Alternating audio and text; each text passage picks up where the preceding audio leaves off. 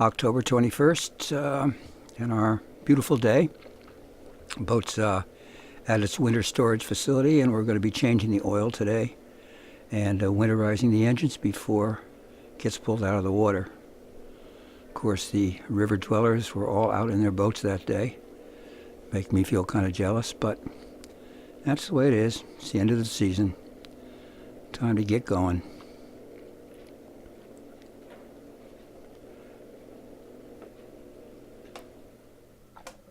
First step is to warm the engines up, and we like to get them nice and warm.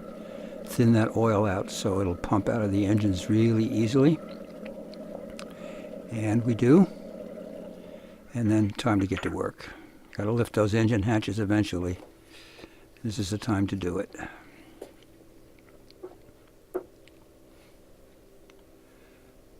First step is the oil filters.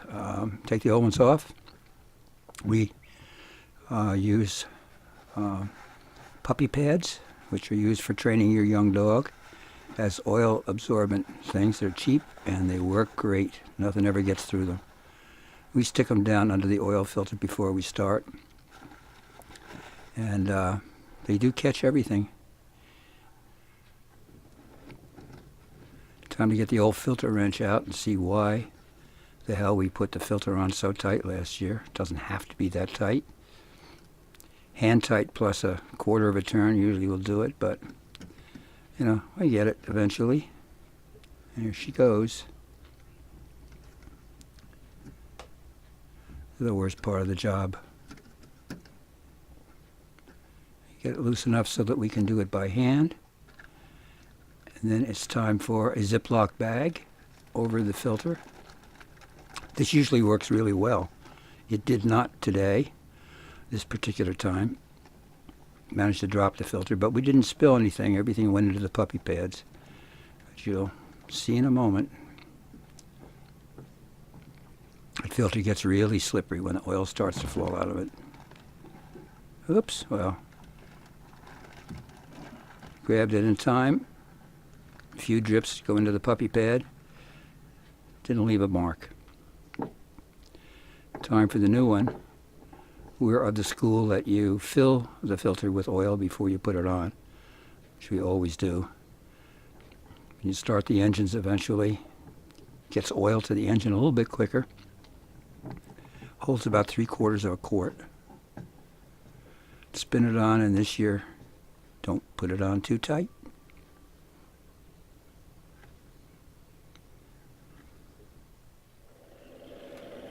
Then it's time to get out the vacuum pump and give it about 12 or 14 pumps to get it started. And if you look carefully, you can even see the oil coming up the tube from the oil pan. And then you can take a break for 2 or 3, 4 minutes. Let it pump a lot of the oil out. It'll pump 4 quarts out of each engine. We went and did something else while it pumped, and then come back and give it another 12 or 15 pumps, and that will bring the oil level in the vacuum pump right up to the top. That's 4 quarts. And with the engines winterized, it's time to take a walk around the inside of the boat. We have a lot of stuff to take off for the winter. Of course, everybody's having a swell time boating out there while I'm winterizing. That's okay. I'll be back. Take a look around the inside of the boat. We've got a lot of cleanup to do. This is the way the inside looked when we drove the boat up the week before. An old logbook. I always make a note as to what we've done in there. And check the helm switches, make sure everything is off. Just leave ourselves a little note for spring. Yep, the seacocks are closed. Don't start them closed, please.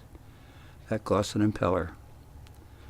Hey, look around. All this stuff can probably stay down to the galley. All that's going to be cleaned up. I've got a towel in the freezer to soak up the water from the melting ice. And it did a good job.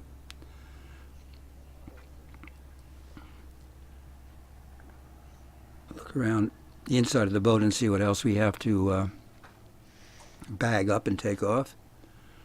Some stuff on the berths there. France's famous fans. They'll be boxed up. Looks like somebody didn't make the bed. But the V-berth clothing stuff all comes off. Goes home, gets vacuum bagged, and cleaned. And then a step up to the bridge. Really beautiful afternoon. Must have been almost 80 degrees. Let's take a look around, one last look. We use an old tablecloth to cover the instruments up there during the winter. I'm going to cover the boat, but still take a look around anyway, just to see what's going on. I think we need new fire extinguishers this year. Put that on the list.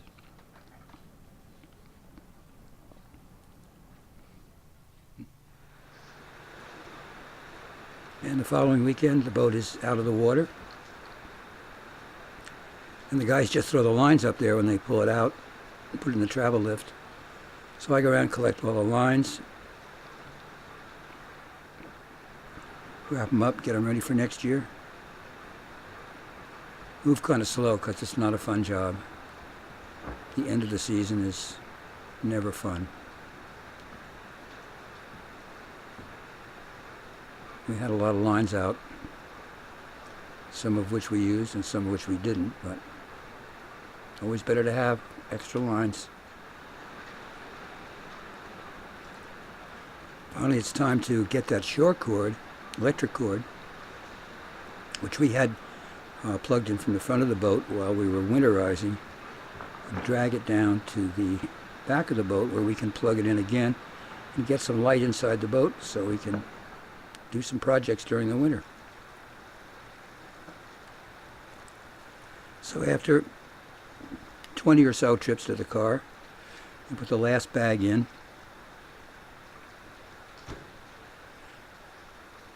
Crummy day, nobody around. Time to close up the boat.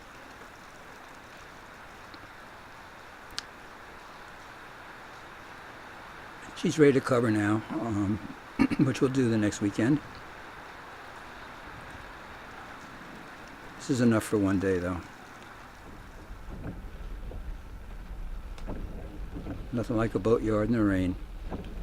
But we're making our list for the winter, things we want to do, and get it ready for next season.